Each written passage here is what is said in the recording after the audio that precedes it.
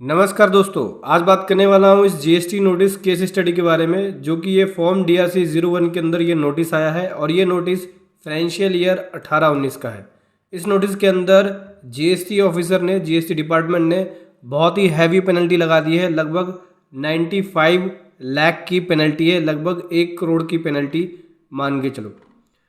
तो चलिए समझेंगे डिटेल में। और इस नोटिस को सीए लेटर पे क्लियर कराया गया है। इस नोटिस को सीए लेटर से क्लियर कराया गया है। हाँ जी दोस्तों, सीए लेटर से भी इस तरह के नोटिस को 18-19 के नोटिस को क्लियर करा सकते हो जब आईटीसी में मिसमैच हो। इसके लिए गवर्नमेंट ने एक सर्कुलर भी इशू किया था। डिटेल में समझेंगे, बहुत कुछ सीखने को आपको मिलेगा इस वीडियो के अंदर, बहुत कुछ समझने को मिलेगा इस वीडियो के अंदर। चलिए समझते हैं इस केस स्टडी को। उससे पहले बताना चाहूँगा, जो भी भाई बंधु मेरे चैनल पे पहली बार है, इस वीडियो को पहली बार देख रहे हैं, जिन्होंने अभी तक सब्सक्राइब नहीं किया, सब्सक्राइब कर लीजिए, साथ ही साथ बेल आइकन पे भी क्लिक कर लीजिए ताकि इस तरह का कंटेंट आपको मिलता रहे। चलो दोस्तों देखो, ये जो नोटिस है फॉर्म DRC 01 के अंदर नोटिस आया है और इसमें मैं आपको बता दूं, असेसमेंट नोटिस भी इशू नहीं किया, डायरेक्ट DRC 01 दे दिया है। तो ये ऑफिसर के पास पावर होती है, DRC 1 भी दे सकते हैं वो असेसमेंट बिना इशू किए। तो डायरेक्ट DRC 01 दे दिया है और इसमें देख सकते हैं, मैं आपको दिखा दूँ। देखो ये है टैक्स, इंटरेस्ट और पेनल्टी। 46 लाख की टैक्स का पार्ट है, 46 लाख रुपए टैक्स लगा रखा है, 43 लाख का इंटरेस्ट है और 4 लाख के आसपास की पेनल्टी है, 4.5 या 4.25 बोल सकते हो आप के आसपास की पेनल्टी है। टोटल मिला के 95 लाख तक का अमाउंट डिमांड रेज कर दी है। ठीक है, इस नोटिस के अंदर खास क्या है समझो। इस नोटिस में ये बोलते हैं कि ये वाला आईटीसी आपने 3B में क्लेम किया है लेकिन 2A में आ नहीं रहा है। लगभग ऐसा आईटीसी 44 लाख का है। ठीक है, जो बोल रहे हैं कि 2A के अंदर नहीं है लेकिन 3B में आपने क्लेम कर लिया। इसके लिए इन्होंने एक डिटेल समरी भी दी है, मैं आपको नीचे स्क्रॉल करके दिखाता हूँ।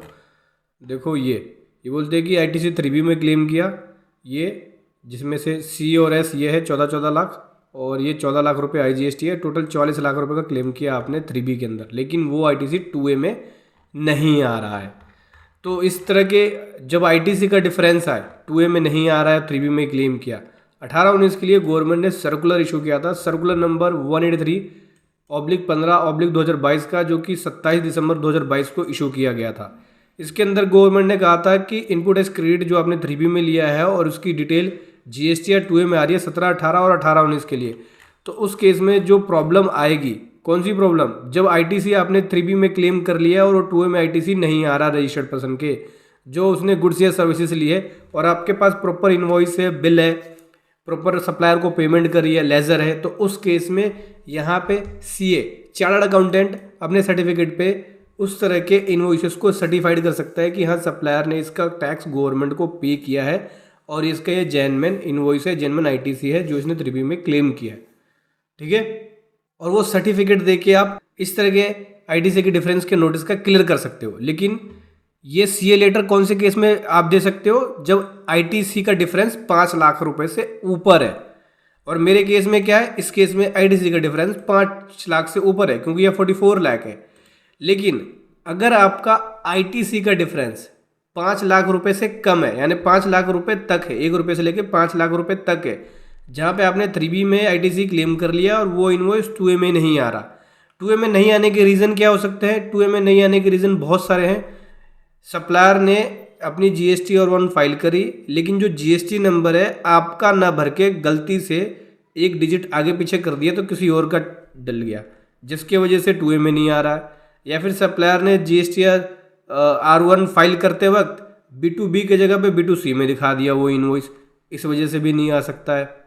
या फिर अपनी R1 फाइल करी लेकिन आपका इनवॉइस डालना भूल गया R1 में, लेकिन 3B के अंदर टैक्स जमा करा दिया उसका। तो ये कारण हो सकते हैं कि 2A में बिल नहीं आ रहा है।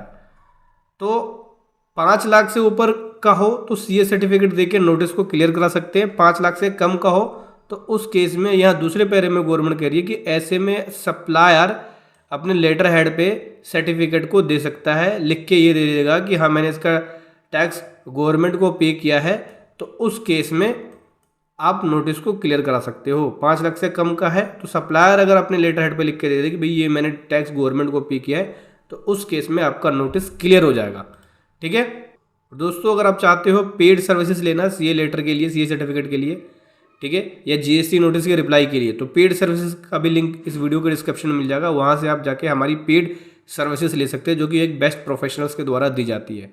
तो समझ गए, एक डिफरेंस तो ये था। दूसरा आईटीसी रिवर्सल का जो 2388 रुपये का कोई बड़ा नहीं है, जब बोलते हैं कि 3B के अंदर आपने ये आईटीसी रिवर्सल ज़्यादा दिखाया और 3B में कम किया है, बेसिकली 2388 का डिफरेंस है।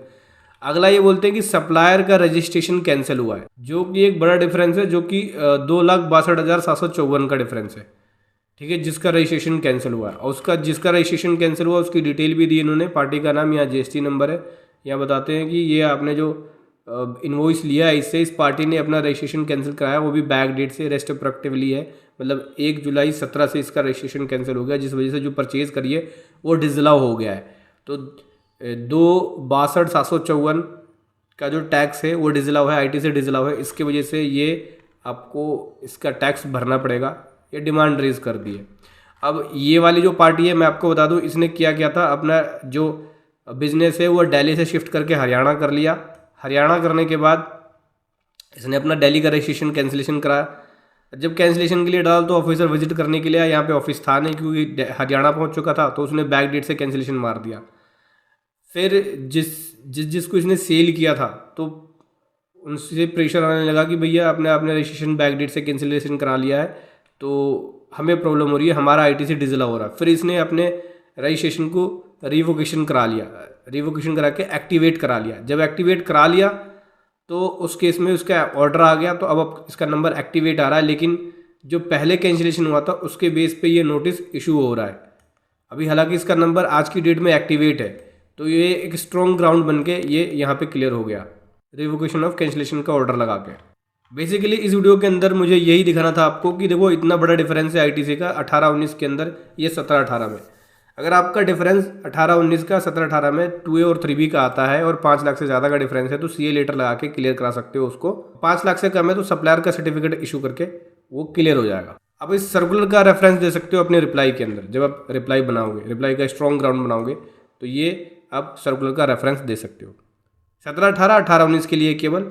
इसके अलावा अगर कोई नोटिस आता है जैसे 19-20, 20-21 या 22-23, तो उस केस में इस सर्कुलर का रेफरेंस नहीं दे सकते हो। तो ये था एक कमाल का कंटेंट जो मैं आपके सामने लेकर आया। वीडियो कैसी लगी ज़रूर बताएं। Thank you so much. जय हिंद, वंदे मातरम।